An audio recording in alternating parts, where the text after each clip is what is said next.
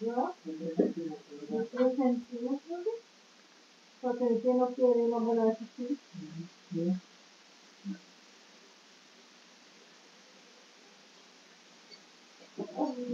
No tiene idea de qué hago aquí. Ay, pero que no te, porque si te dejan, no lo aguanto. Mira, ¿vas a querer tortilla?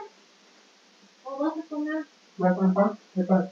Sí, yo creo que sí. Y compré un pan, ¿no? Aquí No, en el huevo no me dice, vamos. pero toma. Yo sé por qué me huevo de mañana, güey. Si yo digo, ¿cómo es de comer? Yo no Sí, como. ya me iba a comer, pero... Entonces, si lo como, a mí me hace un bien. A mí se me gusta. Yo no sé cómo decirlo. Yo cuando me estoy tirando, como los huevos,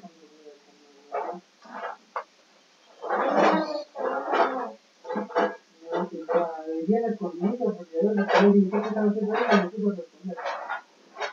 No, ni siquiera porque me están comiendo.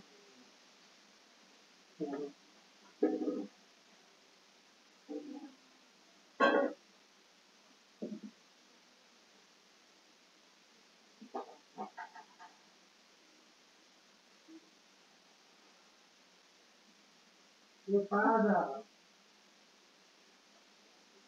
Yo le quiero una mistoca, ahorita perro. Yo quiero una mistoca.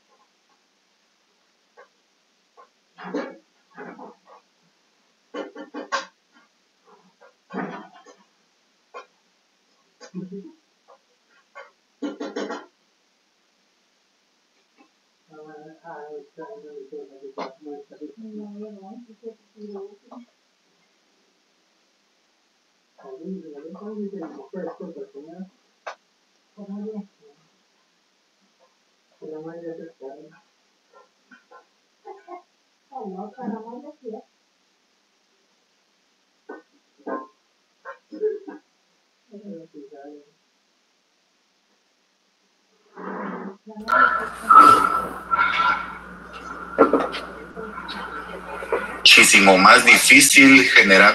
Mis estimados y estimadas estudiantes, buenas noches. Hoy sí, ya dejamos transcurrir unos minutitos. Bienvenidos. Buenas noches, licenciado. Hola a todos y todas. Orlando, Bari, Cristian, Brian, buenas noches. Buenas noches. Bienvenidos una vez más. Hola, Dena. Buenas noches, licenciado. Ari, mucho gusto. Hola, Walter. ¿Qué tal, Lick? Buenas noches. Hola, Merlin. Buenas noches. Cristian. Buenas noches, licenciado. Laura, buenas noches. Buenas noches a todos y todas mis estimados y estimadas estudiantes. Hola, Víctor, José Miguel, Jerusalén. Bueno, en primer lugar, patojos y patojas, pues mis disculpas por no haber podido estar con ustedes el día jueves, tal y como yo se los había anticipado. Tuve una situación laboral que la realidad me complicó mucho el día jueves y viernes. Complicado de veras. Pero ya estamos de vuelta, ya estamos por acá y espero de que pues con la licenciada Alejandra hayan podido ustedes avanzar en lo que en algunos temitas que yo le referí a ella que me hiciera favor de tratar con ustedes específicamente en esa sesión de clases. Entonces, así rapidito, porque necesitamos avanzar, necesitamos cubrir algunos. Gracias, Brian, gracias, y qué bueno que todo bien con la licenciada Hernández. Es una excelente profesional y yo siempre que tengo alguna necesidad, no me gusta dejar la clase vacía. A mí me encanta estar acá con ustedes. Son un grupo muy bueno, muy educado, muy abierto. Entonces, a mí me encanta estar acá con ustedes, pero en algunas ocasiones, como les digo la verdad, yo pues me dedico al ejercicio liberal de la profesión y acá no hay horario, entonces a veces se nos complica. Yo cuando puedo, yo dejo mis compromisos laborales. Muy bien, gracias Rosana, gracias por su comentario. Yo dejo mis compromisos laborales por un lado, pero para estar acá con ustedes, porque realmente la cuestión de mis clases es una prioridad para mí, ustedes son una prioridad para mí. Entonces, vamos así rapidito nada más. Como ustedes ya saben, jóvenes, las evaluaciones inician el 22 de agosto. ¿Verdad? Martes 22 de agosto. Ahí es donde ustedes inician con derecho administrativo, agrario y ambiental, laboral, civil y procesal penal al final. Entonces, ustedes tienen el 22 de agosto, que es día martes, derecho administrativo. La segunda clase a evaluarse es el día jueves. Luego, la siguiente semana,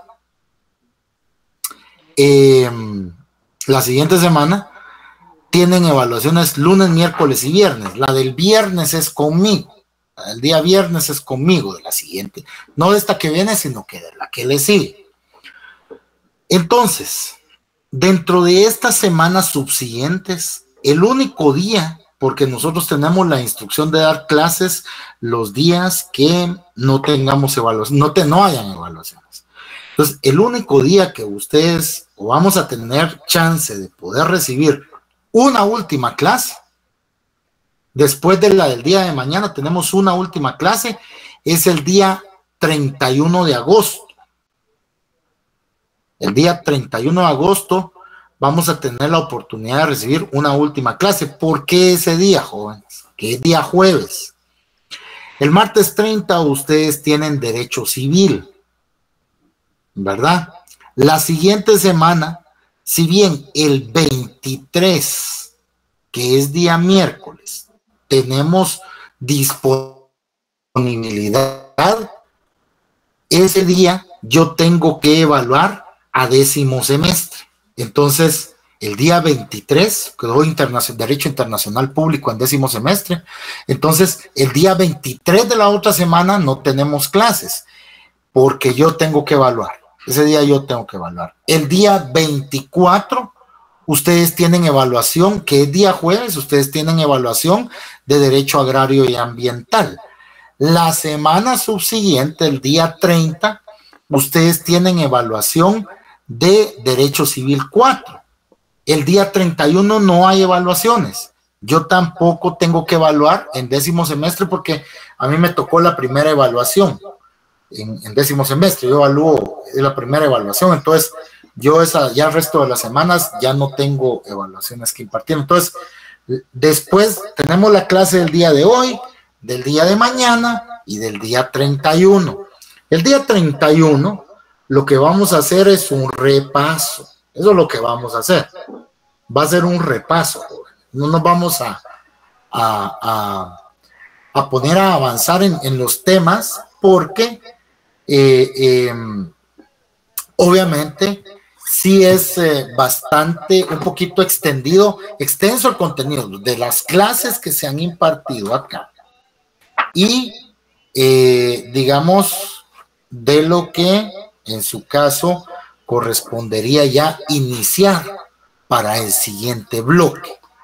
Pero para no hacernos bolas, ustedes del código, al menos del código, van a tener que estudiar.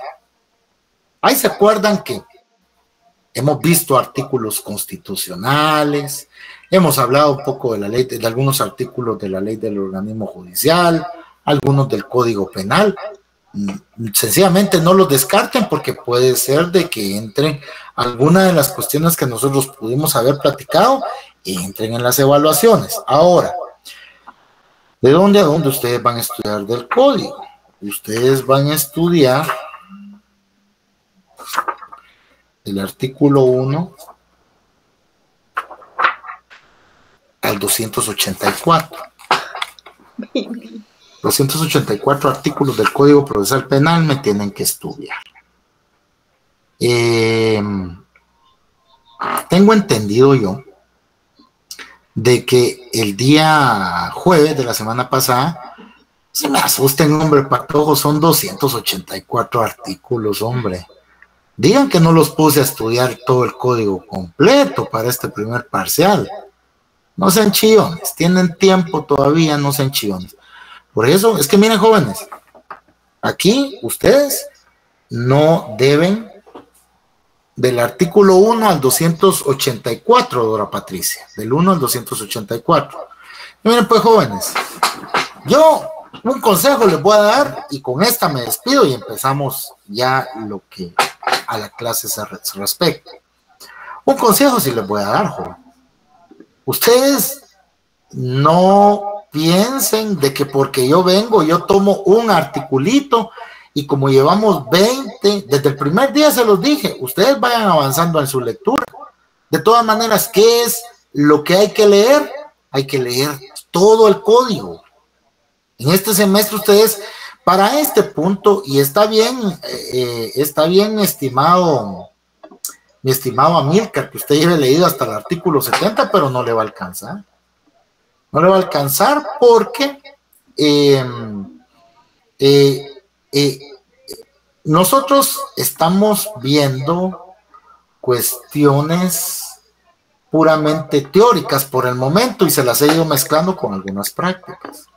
Pero no quiere decir, pero ustedes se han dado cuenta que cuando yo les ejemplifico algo, agarro el código, eventualmente tomo la Constitución, luego vamos a ver a la ley del organismo judicial. O sea, yo voy integrando leyes, patojos. Y desde el primer día yo les dije de que era su obligación darle lectura, o sea, empezar a leer el código. A este punto, ustedes realmente ya deberían de haber leído el código por lo menos una vez. El Código Procesal Penal ya lo deberían de haber leído una vez. Y esa no es exageración de mi parte, patojos. Esa no es exageración de mi parte. Esta etapa de estudiante universitario es una de las más pesadas que uno tiene, porque la mayor parte de acá, por eso estudiamos en la noche, ¿va, patojos? La mayor parte de acá trabajamos, ¿va? Tenemos obligaciones que cumplir en nuestros hogares. Obviamente tenemos problemas de índole personal. Además, tenemos que estudiar, tenemos que lidiar todos los días con un catedrático distinto. Y definitivamente, efectivamente, Amílcar, hay que ser autodidacta. Y efectivamente, en algunos puntos, nosotros nos quedamos cortos, aquí nos quedamos cortos, pero no quiere decir por eso que ustedes, por eso tienen el programa de estudios. Por eso yo en algún momento les di algún texto guía, que si lo tienen bueno, y si no, yo por eso he tratado de irles dando definiciones y todo eso. Pero este derecho es más práctico que otra cosa. Aquí lo que tiene que hacer uno es comprender, después de haber analizado la institución, comprenderla. al haberla comprendido, entonces ya nosotros podemos perfectamente tratar de resolver algún caso concreto que se nos presente. En esta ocasión, la evaluación no voy a incluir casos de ninguna índole, sino que nos vamos a basar en lo que hemos visto acá, ¿verdad? Para todos más ha sido teoría, definiciones de las instituciones de las que hemos platicado. Pero yo, como les digo, para este punto, de veras, Pato, ustedes ya tendrían que tener leído por lo menos una vez el código, porque en lo que va del semestre, uno para poderse agenciar el conocimiento que le van impartiendo a uno los catedráticos durante el semestre,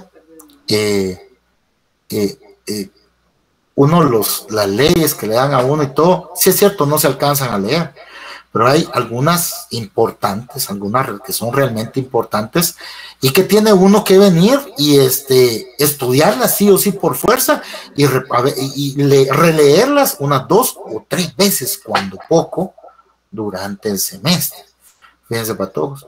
Y ahorita algunos de ustedes han de estar diciendo, pero ¿y qué piensa este catedrático, este profesor, que nosotros no tenemos vida personal? No, jóvenes, cuando se es estudiante, si quieren tener éxito, pues uno empieza a limitarse en sus saliditas, en las iditas al cine, en las platicaditas con los compañeros. Miren, jóvenes, a mí me pasa también, ¿no? Yo les conté que estoy estudiando una maestría, pues, y vieran de que a veces cómo es de difícil para mí. Yo quiero salir con la familia en alguna fecha, como por ejemplo esta ahorita que pasó, ¿verdad? El feriado que tuvimos. Yo quise salir, pero bueno, yo tenía que dar clases. Sí, pero es que usted puede dar clases desde cualquier lado, que no sé qué. El día lunes yo di clases, les di a 10º semestre internacional privado. Pero fuera de eso, no quise salir porque me voy con el pensamiento que tengo una cantidad de trabajos que entregar en la maestría que ustedes no tienen idea, y también tengo mi trabajo, o sea, tengo mis cosas que hacer, pero así es, jóvenes. Solo que el sacrificio, la constancia y la dedicación que ustedes le impriman a su carrera, porque es su carrera, los profesionales van a ser ustedes, quienes van a rendir cuentas son ustedes, pero quienes van a recibir los beneficios por un trabajo bien hecho también van a ser ustedes. Entonces, es su carrera, esta es su carrera, y esto debería de ser lo más importante para ustedes, siendo un poco egoístas. Si no son egoístas ustedes en esta etapa en la que están estudiando, va a ser muy difícil que alcancen la meta que uno se fija al final de todo, porque cuando uno está estudiando para el privado, verán cómo uno tiene que ser de egoísta. Ahí sí tiene que ser egoísta uno, pero egoísta, imagínense, para tener tiempo para uno mismo para estudiar. Vos que vamos al cine, ándate a relajar, hombre, si todavía te faltan unos 2 meses, ay Dios. Pero lo que yo me puedo aprender en esas 2-3 horas, me pueden hacer falta, y puede ser algo de lo que a mí me pregunten al momento de estar evaluando. Entonces, algo así es acá, solo que aquí todavía es un poquito más abierto, sí le queda tiempo a uno, joven. Solo que les voy a transmitir algo que un profesor mío me dijo hace 20 y tantos años, cuando yo estudié la carrera.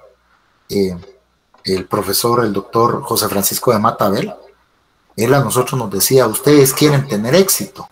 Sí, le decíamos todo. Yo en ese tiempo todavía estudiaba en la tarde, después me pasé para la noche, porque tuve que buscar trabajo, tuve que trabajar. Entonces, sí, le decíamos nosotros, bueno, no duerman.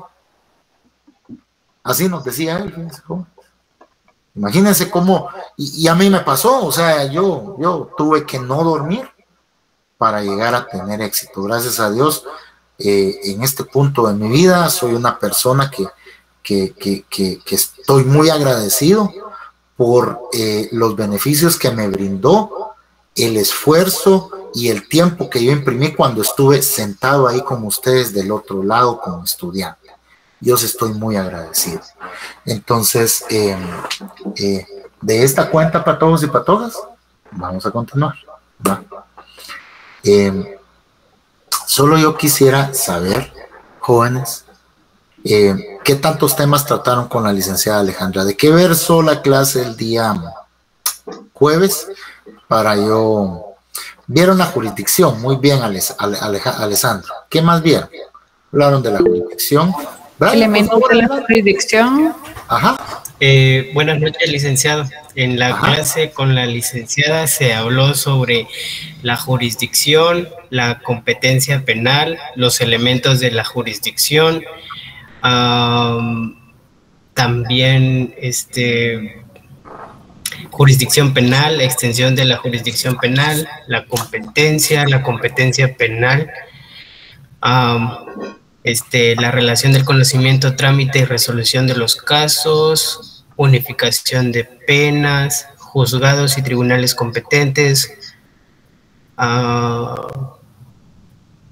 creo, y también distribución de la competencia, competencia por delitos cometidos en el extranjero, incidencia de la competencia, la conexión, cuestiones de competencia, oportunidad para promover cuestiones de competencia, trámite de las cuestiones de competencia, efecto de las cuestiones de competencia, conflictos de la competencia, impedimentos, excusas y recusaciones, excepción de incompetencia, trámite durante el procedimiento preparatorio de la excepción de incompetencia, efectos de la excepción de incompetencia, y solo eso.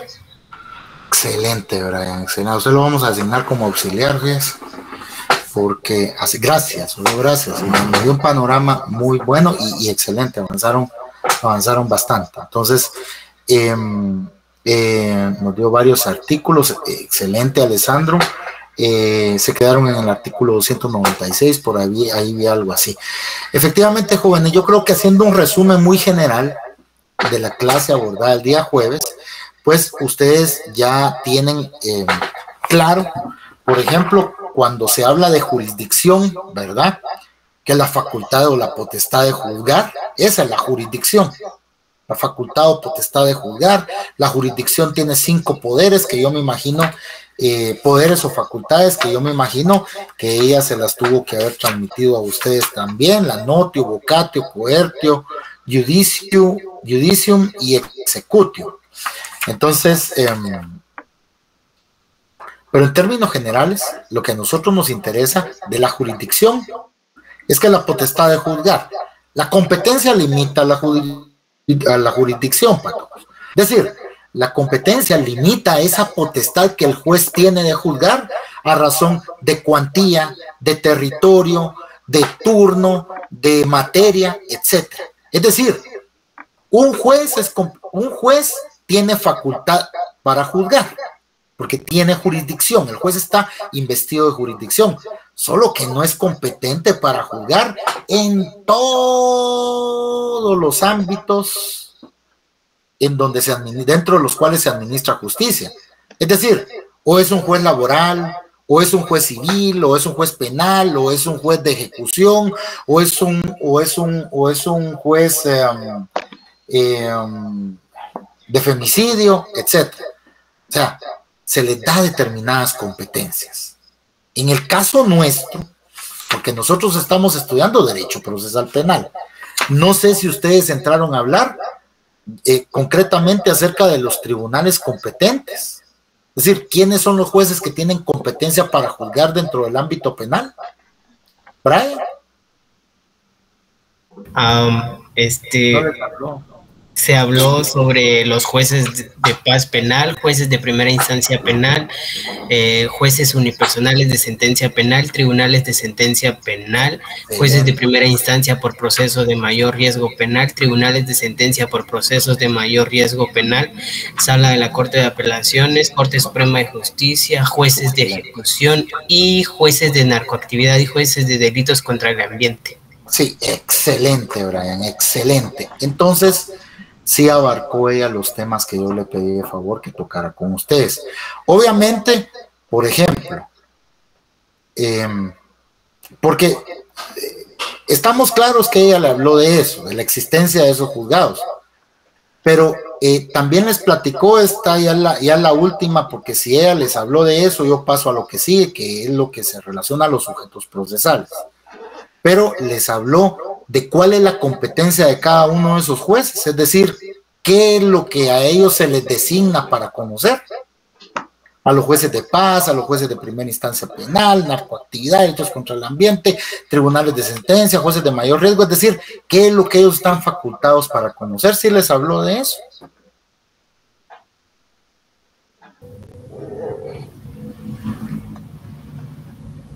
Pues un poco, licenciado, porque más que todo solo habló de los artículos del fundamento legal, pero no profundizó en la competencia de esos juzgados. Excelente, gracias, Brian. Gracias. Muy bien para todos, pero sí ella abarcó los temas que yo les iba a decir. Lo que pasa es que miren, pues, mis estimados y estimadas estudiantes, la importancia de conocer la competencia de los jueces es para que ustedes sepan efectivamente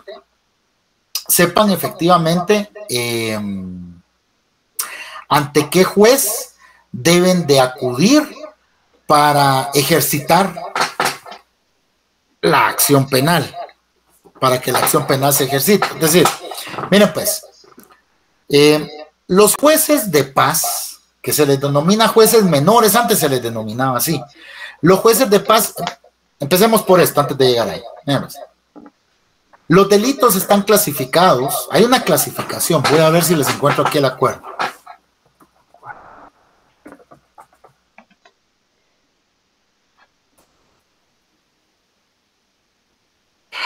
Vamos a ver. Miren pues, los delitos, clasificación de delitos, aquí creo que está acuerdo en 2011. Sí. Es que se los quiero compartir de una vez. Miren pues, los delitos se clasifican, o para su conocimiento, mejor dicho, los delitos se clasifican en delitos menos graves, delitos graves y delitos de mayor riesgo. Aquí lo tengo ya, ahorita se los voy a pasar, vieron, patojos. Tenemos chat con ustedes, ¿sí, va?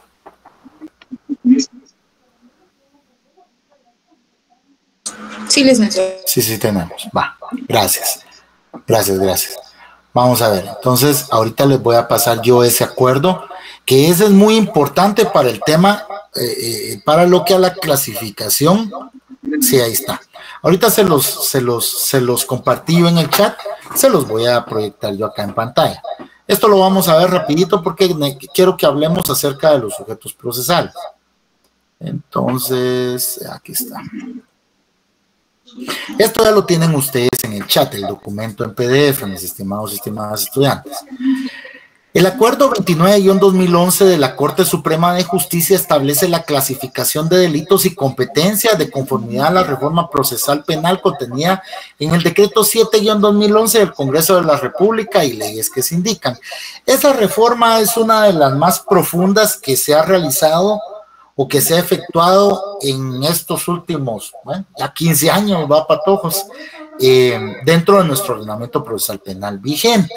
¿Verdad? Ahí se reformaron ciertas cuestiones como la forma en la que se recibe la declaración de sindicado de una persona, se fortaleció el modelo acusatorio, ¿verdad?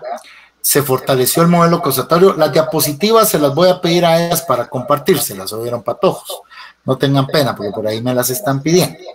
Entonces, dentro de nuestro modelo procesal penal vigente, tenemos diferentes, o mejor dicho, la Corte Suprema de Justicia acordó clasificar, ¿verdad?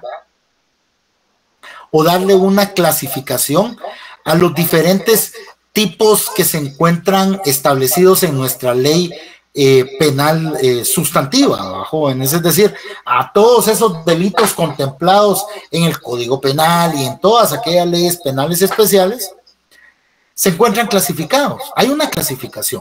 Esta se rige acorde a lo establecido en este acuerdo en el 29-2011. Es decir, hay delitos menos graves, hay delitos graves y hay delitos de mayor riesgo.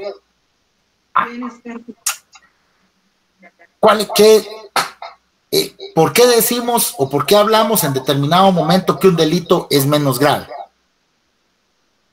Ya se lo inhabilitamos, compañerita. Gracias. Gracias, Brian. Ya le cerramos el micrófono a Chero. Entonces, ¿por qué nosotros venimos y decimos o hablamos que un delito es menos grave? Porque un delito menos grave o un delito menos grave está calificado así porque es aquel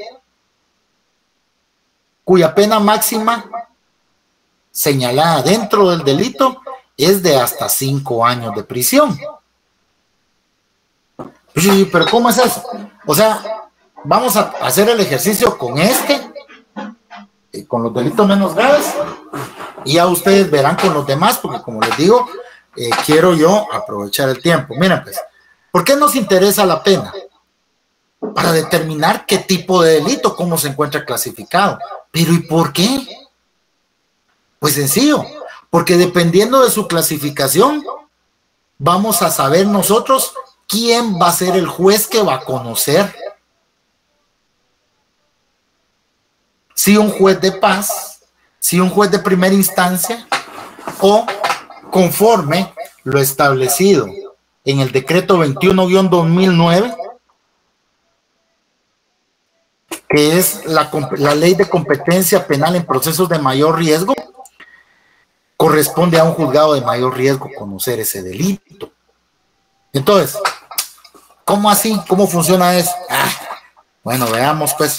Es que fíjense ustedes de que el día de ayer yo tuve un caso, esto es ficticio, el día de ayer yo tuve un caso en donde a mi cliente lo detuvieron porque iba manejando una motocicleta que cuando lo detuvieron los policías vieron en el sistema y aparecía con reporte de robo. Ya haya sido un robo a mano armada, decía ahí. Eso no sería un robo agravado. Pregunto. ¿Sería eso un robo agravado? Sí. ¿Qué dicen ustedes? El robo de una motocicleta a mano armada.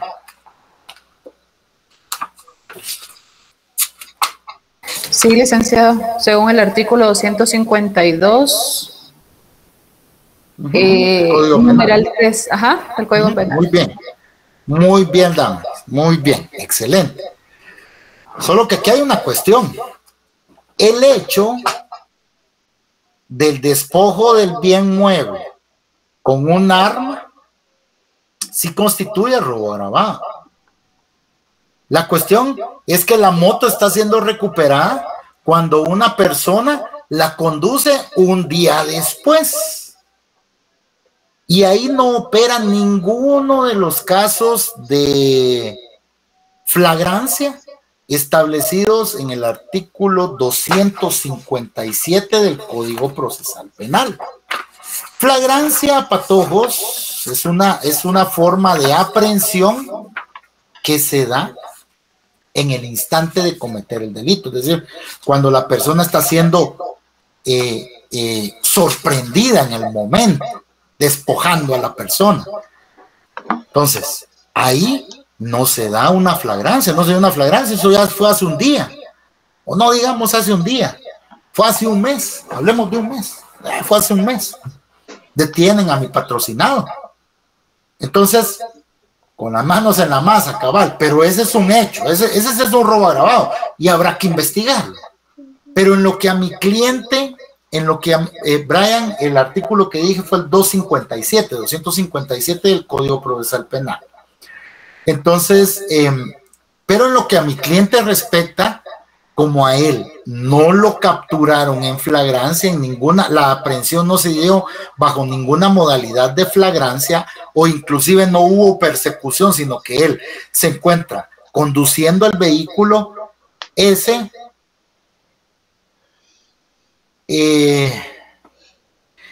hecho encuadra dentro del precepto establecido en el numeral 4 del artículo 474 del Código Procesal Penal. ¿Cuál es ese artículo? ¿De qué habla? Del encubrimiento propio. ¿Por qué es un encubrimiento propio? porque mi patrocinado pudo haber recibido, ocultado, suprimido, inutilizado, aprovechado, recibió o aprovechó, guardó, escondió, traficar o negociar en cualquier forma objetos, efectos, instrumentos, pruebas o rastros del delito. Él iba en la moto, él la recibió de alguna manera. Él, hasta que no se demuestre de que efectivamente fue la persona que asaltó al dueño de la motocicleta con el arma, no se le puede procesar por robo agravado, sino que se le va a procesar por encubrimiento propio. Ahora bien, ¿por qué los traje yo a este artículo? Cuando vemos la parte final del artículo, nos dice: los responsables del delito de encubrimiento propio serán sancionados con prisión de 2 meses a 3 años. Entonces, según la clasificación que el Acuerdo 29-2011 de Corte Suprema de Justicia nos da, ¿qué clase de delito es este, Patojos? Delitos menos graves. Excelente, Brian, excelente. Así me gusta que me esté participando. Es un delito menos grave. Entonces, como es un delito menos grave,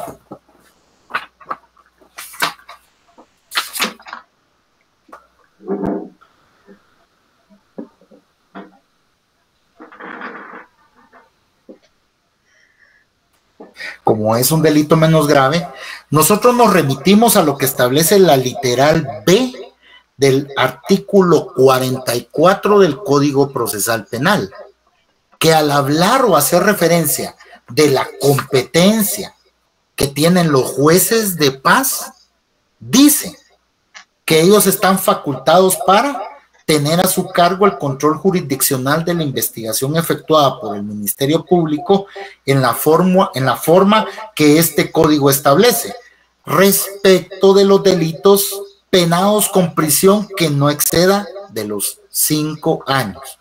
Y los delitos cuya pena de prisión no excede los 5 años, ¿cómo se les denomina?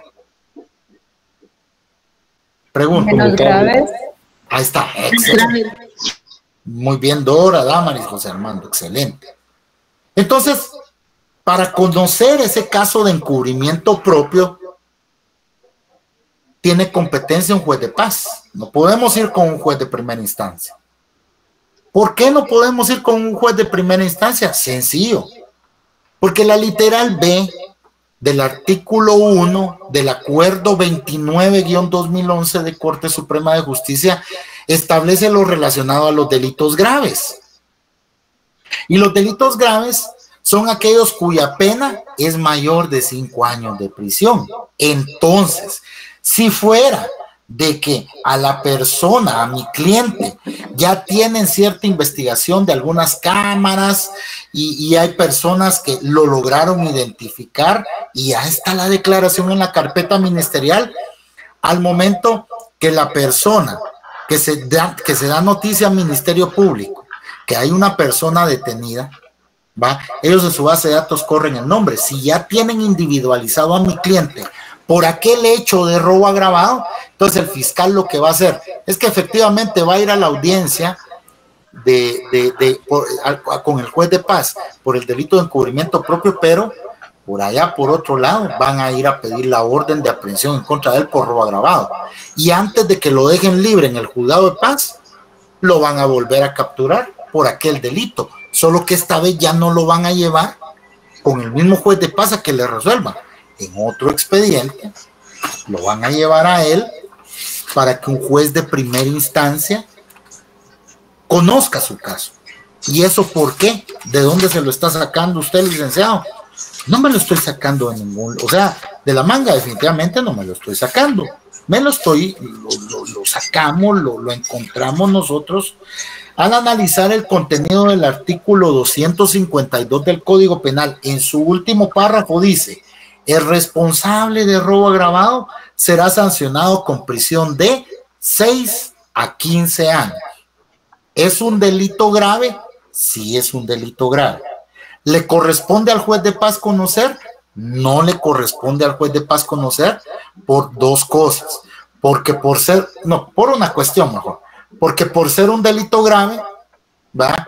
Porque la pena excede de 5 años, ¿va? El juez de paz no tiene competencia, ya que él es competente únicamente para conocer de las faltas, de los delitos de tránsito y de los delitos menos graves.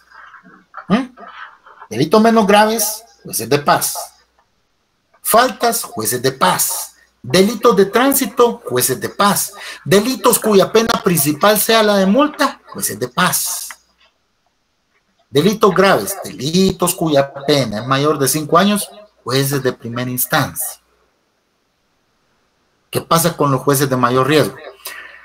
Los jueces de mayor riesgo, o los delitos de mayor riesgo, mejor dicho, son los delitos contenidos en el artículo 3 del decreto 21-2009 del Congreso de la República, que es la ley de competencia penal en procesos de mayor riesgo. Ahí establece un catálogo de delitos como el genocidio, delitos contra las personas y bienes protegidos por el derecho internacional humanitario, desaparición forzada, tortura, asesinato, trata de personas, plagio, secuestro, parricidio, femicidio, etc.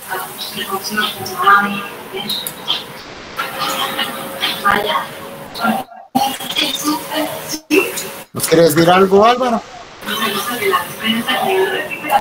Álvaro Vinicio. No, perdón, Rick, se me equivocó por error. No tenga pena. Entonces, los delitos de mayor riesgo,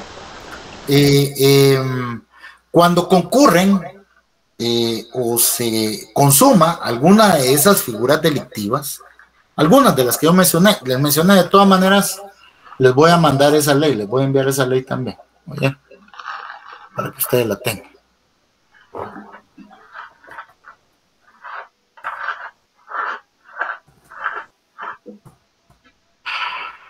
Cuando se consuma alguno de estos ilícitos y además concurren cualquiera de las circunstancias establecidas en el artículo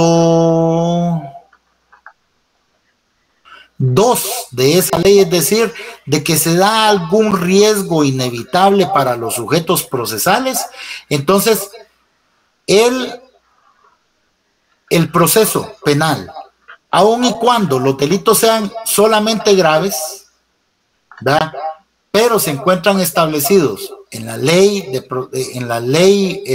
de competencia penal en procesos de mayor riesgo y concurre alguna de las circunstancias establecidas en el artículo 2, es decir, de esa ley, es decir, se evidencia algún riesgo hacia los sujetos procesales, la fiscal general del Ministerio Público le pide a Cámara Penal que remita el caso a un juzgado de mayor riesgo, en donde las medidas de seguridad son más estrictas. Entonces, ya no le corresponde a un juez de primera instancia del orden común conocer, sino que le corresponde a un juez de primera instancia, pero de primera instancia penal, pero para conocer procesos de mayor riesgo. Ahora bien, el código hace una separación en lo que a jueces se refiere, va para todos. Habla de jueces de primera instancia penal, jueces de narcoactividad y jueces de delitos contra el medio ambiente. Vean, para todos. Cuando esto inició en el 90 y tantos, el presupuesto del organismo judicial era muy reducido, bastante reducido. Entonces, lo que se hizo fue que a los jueces de primera instancia penal se les dio competencia para conocer varias cosas. Porque los juzgados eran juzgados de primera instancia penal, narcoactividad y delitos contra el ambiente. O sea que los jueces del orden común conocían delitos ordinarios, asesinatos, homicidios, apropiaciones y retenciones indebidas, estafas, robos, delitos comunes, digámoslo así. Todos los delitos establecidos en la ley contra la narcoactividad eran competencia de los jueces de primera instancia. y todos los delitos contenidos en la ley para la protección del medio ambiente, la ley de caza, la ley de pesca, etcétera, también eran competencia de ellos. En el interior, en donde hay muchos problemas con el medio ambiente o con el ambiente, ya han creado juzgados especializados. Son bien pocos los que hay. Juzgados especializados de narcoactividad per se no hay todavía. Es decir, la mayor parte de jueces aquí en la capital, en torre de tribunales, por ejemplo, son jueces aún de primera instancia penal, narcoactividad y delitos contra el ambiente. Al único que separaron es al juzgado para diligencias urgentes de investigación, porque este juzgado autorizaba actos urgentes de investigación, autoriza actos urgentes de investigación en delitos comunes de narcoactividad y contra el medio ambiente, pero ahorita acaban de crear un juzgado para diligencias urgentes que únicamente conoce cuestiones contra la narcoactividad, y a ellos les quitaron eso, a ellos no les dejaron eso. Entonces, miren, jóvenes, aquí surge un tema un poco controversial a veces, por el hecho de que Corte Suprema de Justicia a través de sus acuerdos trata de superar la ley. Eso es lo que hace Corte Suprema de Justicia, trata de superar la ley. ¿Y cómo es que, de dónde me saco yo eso?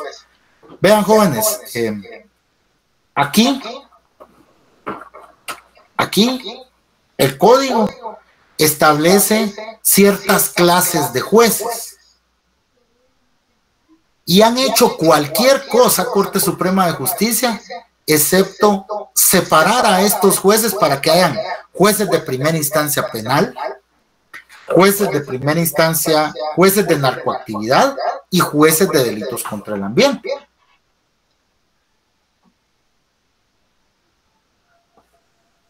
Han hecho cualquier cosa menos separarlos. ¿Cómo han hecho cualquier cosa?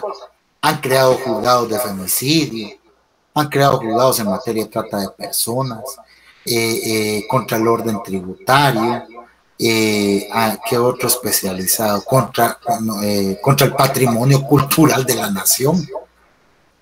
Pero eso no está aquí en el código, patojos. Y el principalidad, pues, es que hay una vía adecuada para hacer las cosas. Corte Suprema de Justicia tiene iniciativa de ley. Al tener iniciativa de ley, ellos pueden instar una reforma al código e incluir un articulito en donde diga ahí, ¿verdad?, de que por la especialidad tratándose de derecho procesal penal, y que es porque sí es mejor que hayan juzgados especializados, sí es mejor. Los jueces son el problema, pero sí es mejor que hayan juzgados especializados. Pero debería de facultarlos a ellos para crear cuanto juzgado especializado fuera necesario, ¿verdad? Porque la ley, ¿qué dice? La ley solo establece lo relacionado a jueces de narcoactividad, jueces de delitos contra el ambiente, jueces de primera instancia. Pero ellos con un acuerdo dicen, no, aquí vamos a crear esto, aquí vamos a crear lo otro, aquí vamos a crear aquí. Pero si ellos tienen iniciativa de ley, ellos pueden instar la reforma del código. ¿Y por qué hacerlo? Para enseñarles a ustedes que nuestras autoridades respetan la ley.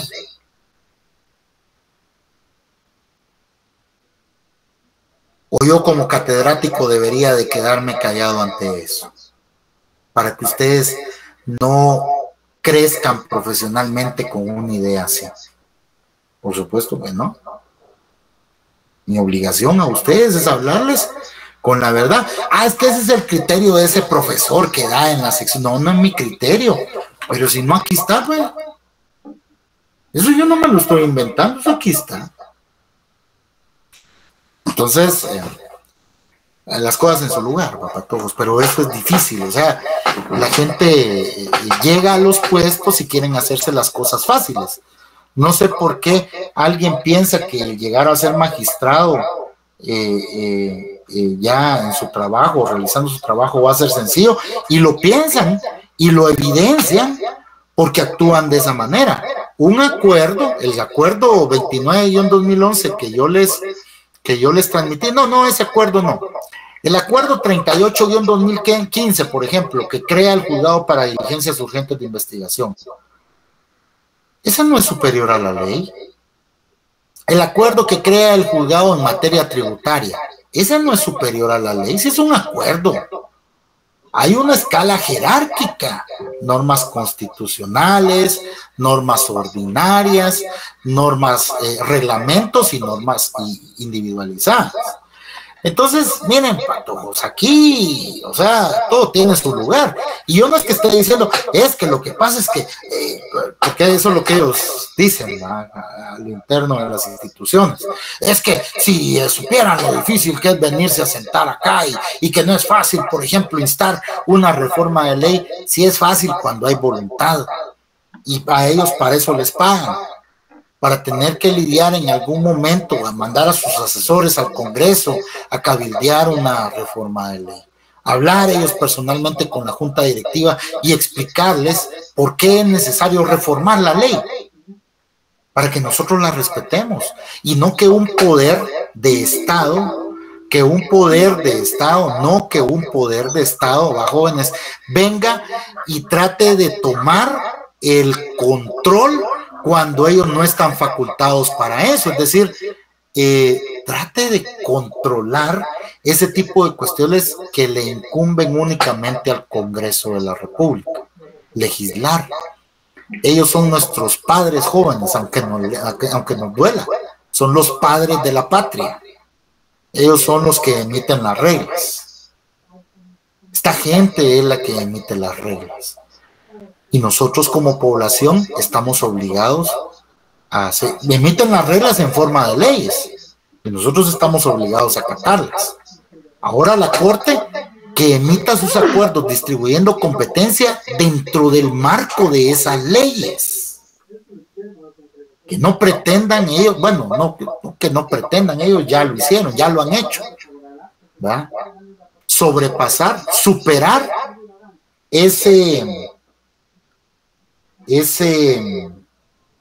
esa facultad que es única y exclusiva del Congreso, que a ellos no les incumbe, no es atribuible a ellos mediante la emisión de acuerdos. Ese es un comercial, pero ustedes lo tienen que saber, jóvenes. O sea, tenemos que ponernos nosotros, si queremos un mejor país no solo se construye votando por un candidato a la presidencia, jóvenes. Sépanlo ustedes. Un mejor país se construye cuando nosotros mismos, como integrantes de nuestro país, respetamos las leyes y no las tergiversamos para hacer lo que a nosotros nos convenga en determinado momento cuando tenemos poder. Ahí es donde un verdadero país se construye, cuando todos nosotros empezamos a creer en nuestras autoridades, en nuestras instituciones. Hasta ahí es. No es solo por votar por alguien, jóvenes. Hay cosas más allá que también nos tocan a nosotros.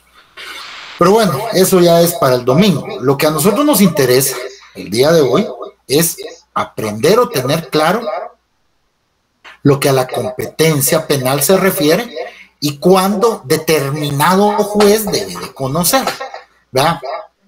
Ya cuando hablamos de jueces unipersonales o tribunales de sentencia, entonces es cuando el proceso penal ya va en una etapa, en la tercera etapa del proceso penal, jóvenes, en etapa de debate oral y público.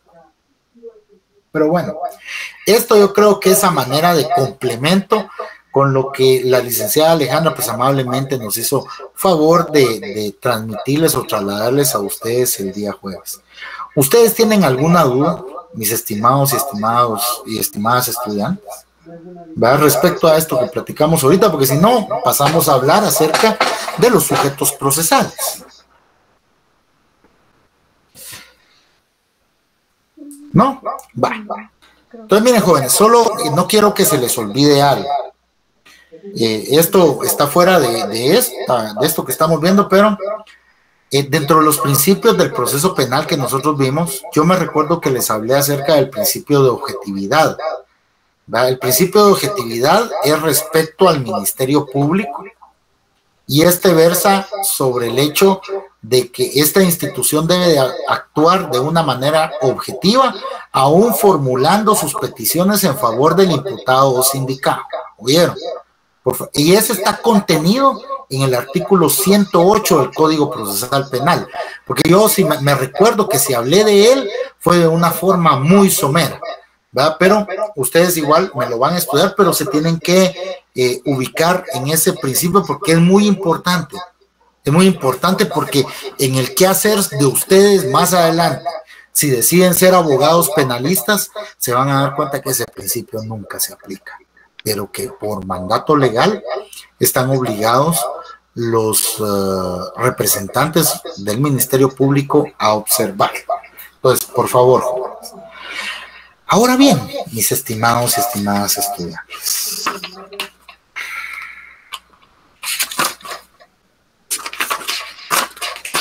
vamos a hablar acerca de los sujetos.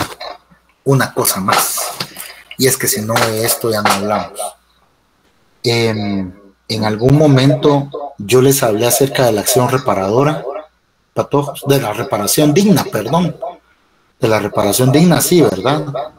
No. No. No, licenciado. Va, gracias, patojos. Va, entonces sí les voy a hablar de eso.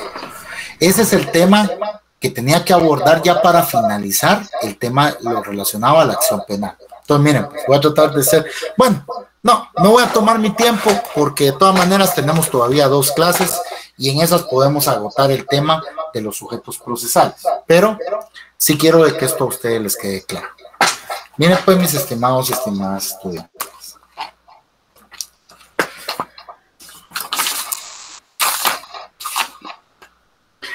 El artículo 112 del Código Penal establece que toda persona responsable penalmente de un delito o falta lo es también civilmente.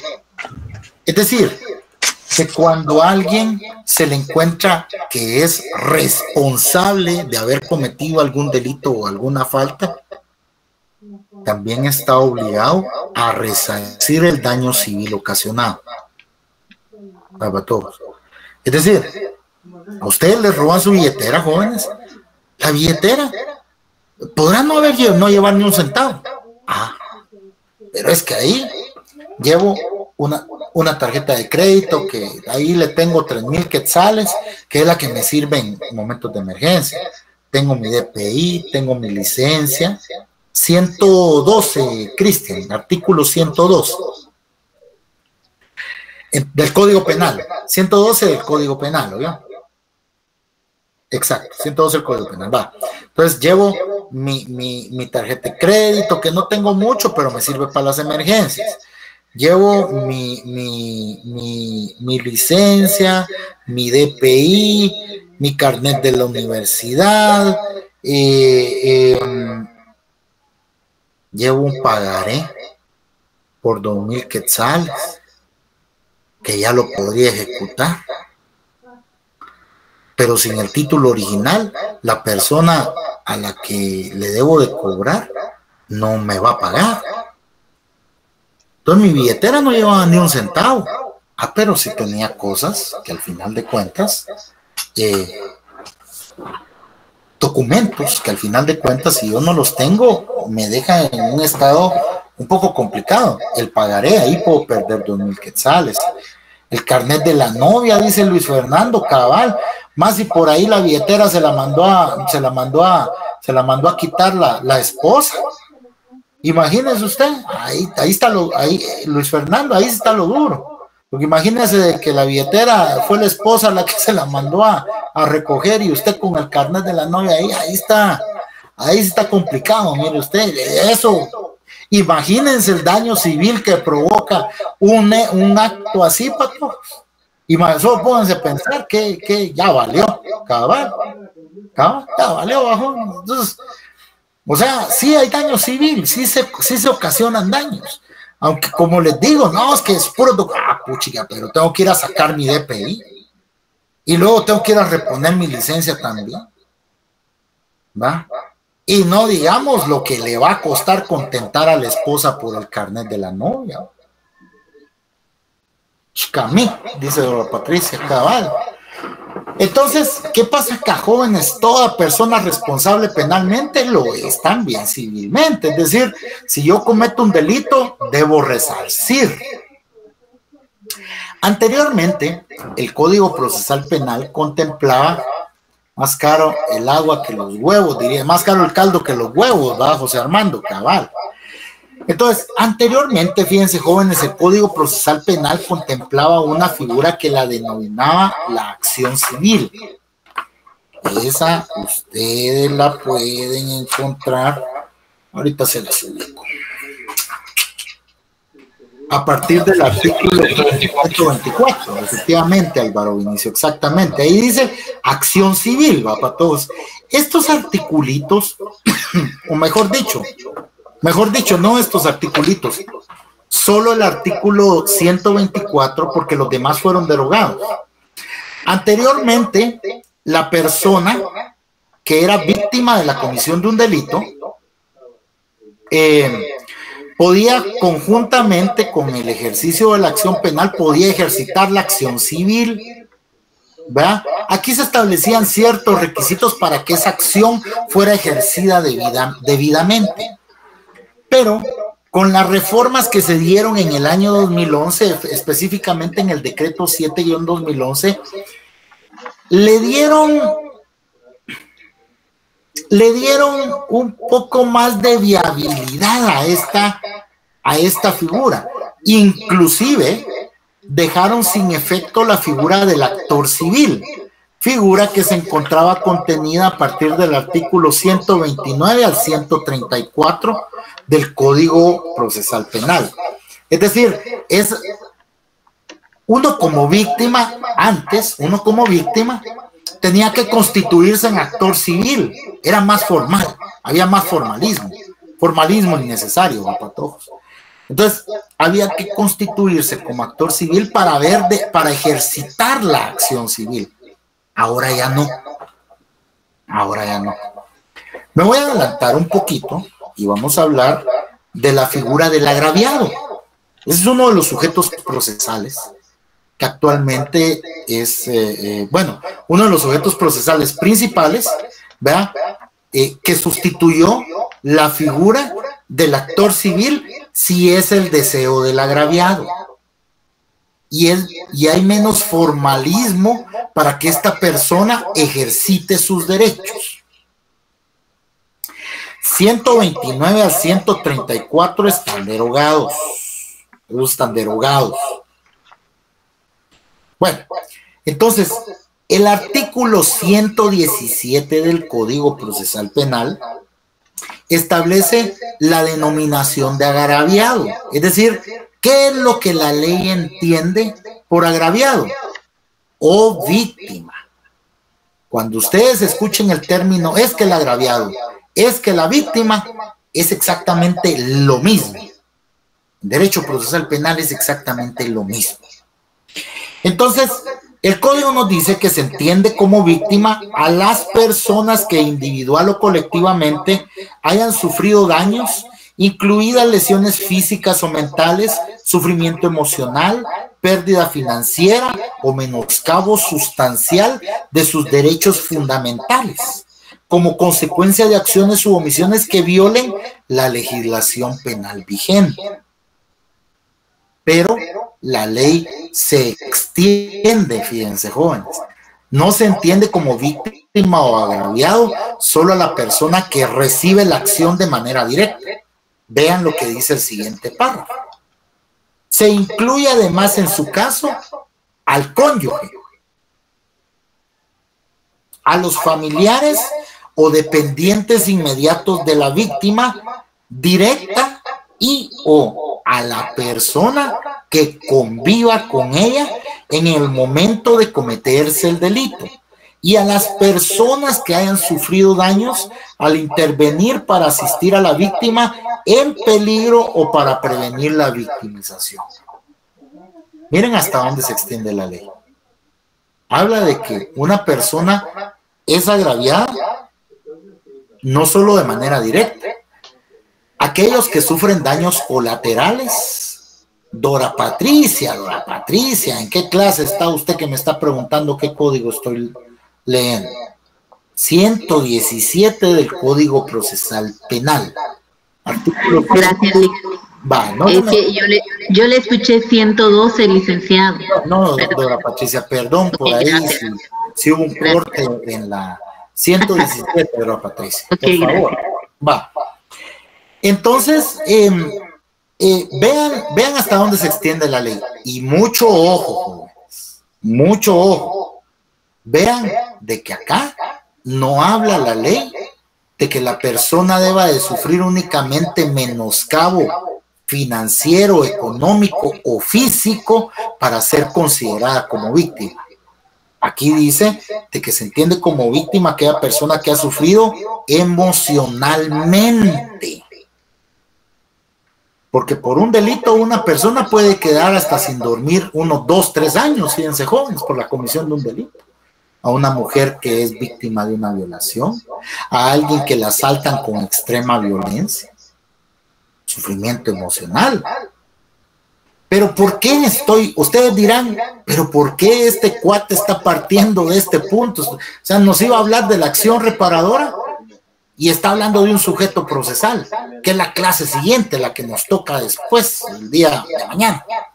Pues es que miren, pues jóvenes,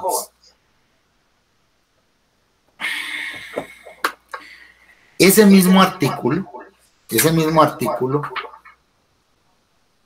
en su apartado siguiente, dice esto, miren, después del numeral 4, el agraviado, aun cuando no se haya constituido como querellante, que es otro sujeto procesal principal, que lo vamos a analizar el día de mañana, el agraviado, aun cuando no se haya constituido como querellante adhesivo de conformidad con el presente código, tiene derecho a...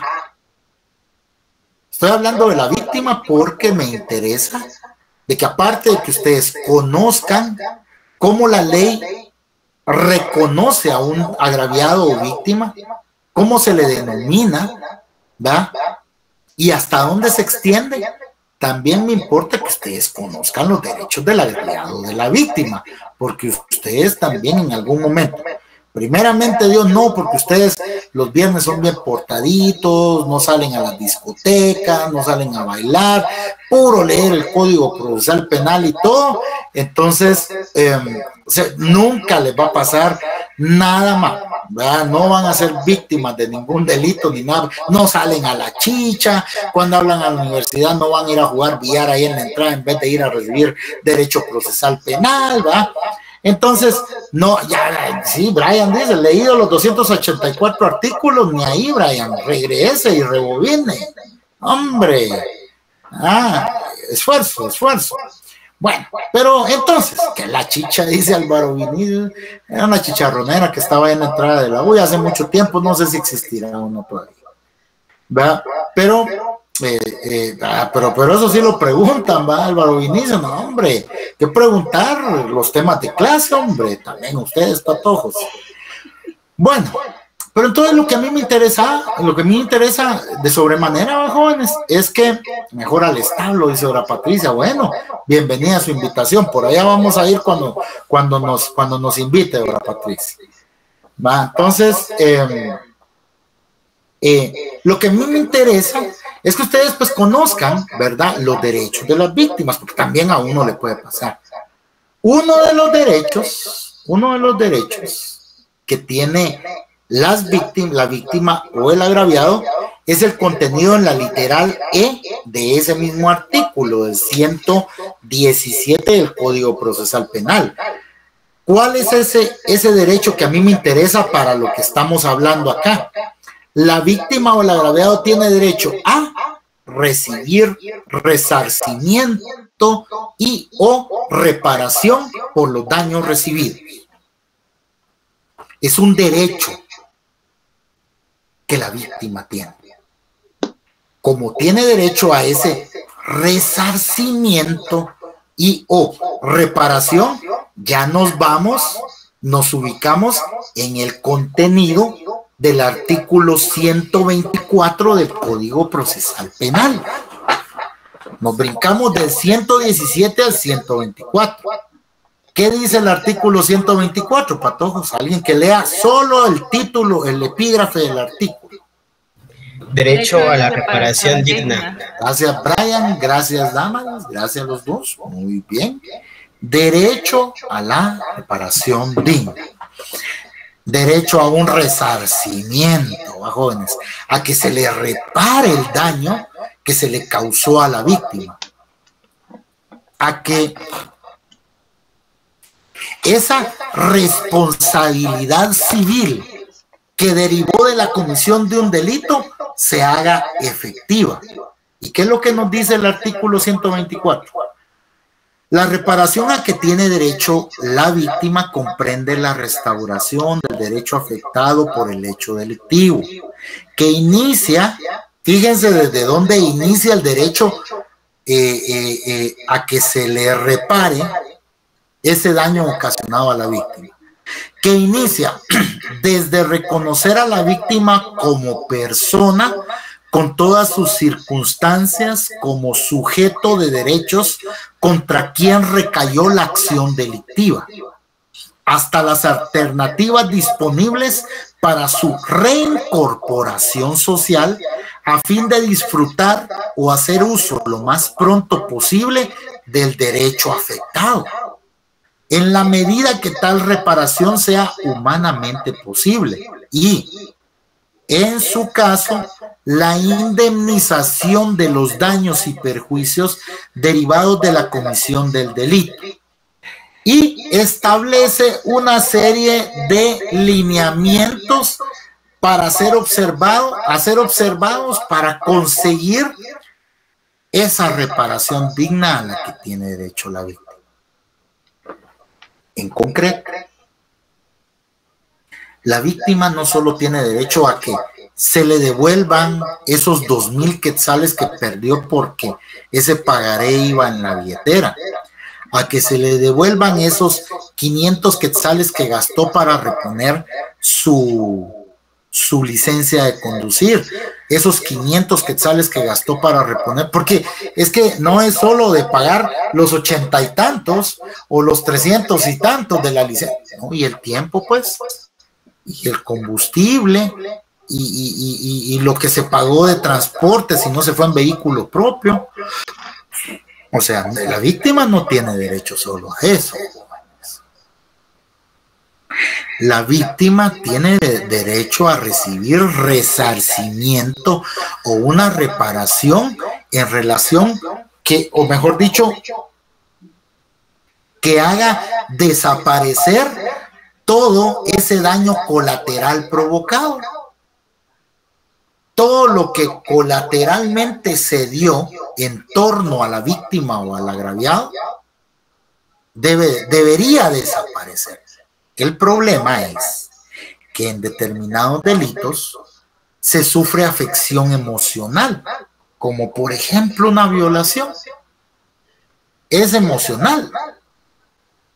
Lo que pagó en gastos funerarios, todo, pero ese es económico. Hay más. Hay gente que necesita recibir terapia. El daño psicológico o emocional, según la Corte Interamericana de Derechos Humanos, no se puede cuantificar. No es cuantificable. Entonces, la víctima, para poder recibir determinado resarcimiento, deberá indicar por el daño psicológico ocasionado, debería indicar una cantidad dineraria o alguna acción que deberá de ejecutar el sindicado que la haga sentir a la víctima satisfecha. Al momento de sentirse satisfecha la víctima, ahí ya se reparó ese daño colateral, no directo, ese daño colateral que se pudo haber ocasionado con la comisión del delito. En eso consiste lo que en el programa nos marca relacionado a la acción civil y la reparación digna. ¿Verdad, jóvenes? Acción civil, como les digo, muy buena pregunta, Milcar, ahorita vamos. Acción civil, como les digo, jóvenes, acción civil como tal ya no le establece el Código Procesal Penal. La tiene contemplada como derecho a reparación digna, ¿verdad? Derecho que tiene la víctima o agraviada y que lo puede ejercitar en cualquier momento. Esos artículos me los tienen que analizar muy bien porque no los vamos a leer todos. Yo les estoy dando lo principal que ustedes deben de tener claro. Por ejemplo, las reglas para hacerse acreedor a una reparación digna contenidas en el artículo 124 me las deben de leer. Todo el contenido del artículo 117 lo deben de leer, y no solo leerlo y pasarlo, hay que analizarlo. Ahora, no es acción reparatoria, Emerson, es acción reparadora o reparación. Amílcar pregunta, pero está supeditado a que el infractor haya sido sentenciado a una condenatoria, pero si es una condena absolutoria no aplicaría. Efectivamente, por eso el artículo 112 del Código Penal nos dice, jóvenes, nos dice, el artículo 112 del Código Penal nos dice, toda persona responsable penalmente de un delito o falta lo es también civilmente. Si la persona no es encontrada responsable penalmente, entonces no se le puede, porque la responsabilidad civil en este caso, digámoslo así, es accesoria a la responsabilidad penal. Si no hay responsabilidad penal, si no se logra determinar de que la persona es responsable penalmente, no se puede imponer en solitario medidas para el resarcimiento de una víctima. No se puede. Ahora, queda a salvo el derecho que la víctima tiene de poder ejercitar esa acción civil en la vía civil. Porque recuérdense, jóvenes, cuando se ocasionan daños a propiedad privada o alguna cuestión así, dentro de la vía civil, daños y perjuicios, exactamente, se puede requerir, ¿verdad? Se puede instar el juicio respectivo para poder o para tratar de conseguir el resarcimiento de los daños y perjuicios ocasionados, pero solo en la vía civil, solito.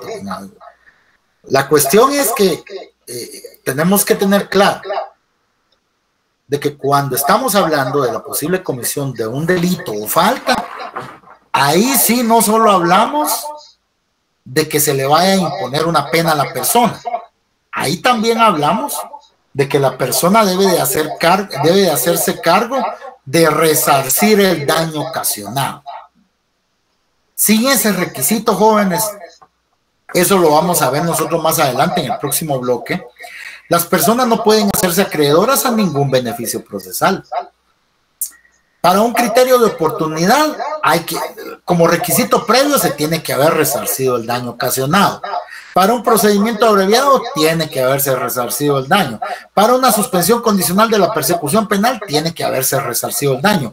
Para una aceptación de cargos, la ley establece de que debe de haberse reparado el daño ocasionado. La ley así está diseñada. La ley está diseñada para que, aun y cuando la persona busque algún beneficio procesal, el sindicado busque algún beneficio procesal, no se puede acceder si no se ha reparado el daño que se ocasionó. Entonces, no sé si estamos claros por ahí, patojos y patojas, o si tienen alguna duda, ¿verdad? Inquietudes, comentarios, quejas, Ahorita nos vamos a poner de acuerdo con Dora porque dice que ahí en el establo hay cuello, que ahí si llegamos y decimos que somos de la sección G de Derecho Procesal Penal 1 y vamos de parte de nuestra querida compañerita Dora Patricia, de que ahí nos regalan 3 cubetazos, algo así. como es la cosa, Dora Patricia? O nos dan el 30% de descuento en ¿cómo se llama? En nuestro consumo, ¿va? Ahora sí hay cuello ahí, entonces ya no nos van a sacar de ahí los días viernes y sábados, ¿va? Entonces, hoy se me queda callado, ahora no sé así. Ya hoy yo ya me ilusioné, a 50%, mismo. Tremenda Dora. Yo me emocioné hoy, Dora. Hoy yo voy a, usted me tiene que pasar ahí, páseme a mi WhatsApp ahí cuál es la clave o la clave que yo tengo que dar para que me hagan el 50% de eso. Solo dice que va de parte mía y ahí está el descuento. Me llega. Muy bien, Dora, muy bien, así le vamos a hacer entonces. Bueno, patojos, miren,